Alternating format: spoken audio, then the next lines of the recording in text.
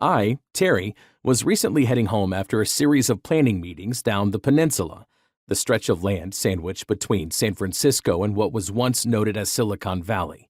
Today, Silicon Valley is thought of as extending to San Francisco proper.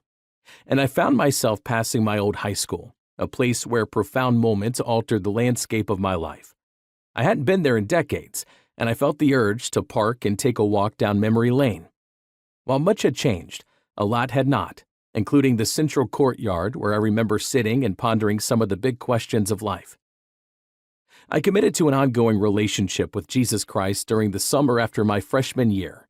When I returned to school as a sophomore, and for the rest of my time in high school, I often sat in that courtyard during my lunch hour, reading my Bible and contemplating Jesus' teachings, wondering what it meant for me and my future. School, sports, and family obligations took up most of my waking hours in those years, so the one time I had almost completely to myself was during lunch. It was in the midst of such reading times that I realized if I was serious about following Jesus, and I would need to learn more about what the scriptures taught.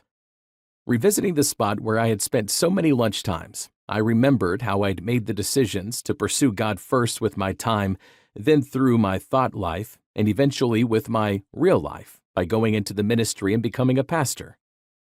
High school certainly wasn't any different for me than anyone else. There were so many identity things to worry about: my changing body, peer pressure, and the human longing to love and be loved, and it's no wonder so many of us remember our teen years with mixed emotions. The best of times, the worst of times, as the saying goes. However, the thing I remember the most of those years was how the Bible came alive and became central to everything I wanted out of life. I remember at one point reading the Old Testament book of Ecclesiastes. I started to compare its sayings with what Jesus taught in the Gospels. I also contrasted these teachings with the adolescent angst and drama my fellow students were experiencing. I saw a lot of parallels. Solomon, the author of Ecclesiastes, taught about a very different kind of success than most of my peers were pursuing.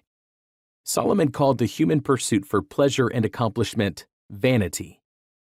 Then I considered all that my hands had done and the toil I had expended in doing it, and behold, all was vanity and a striving after wind. Real success is what lasts, what means something. I didn't comprehend then that Jesus was inviting me to do life differently, that he was giving me a map, a blueprint for how life is supposed to be lived, on what it is supposed to be built, and the difference each of our lives is supposed to make. Choosing to follow that map instead of the one I was being offered by those around me was the best decision I've ever made.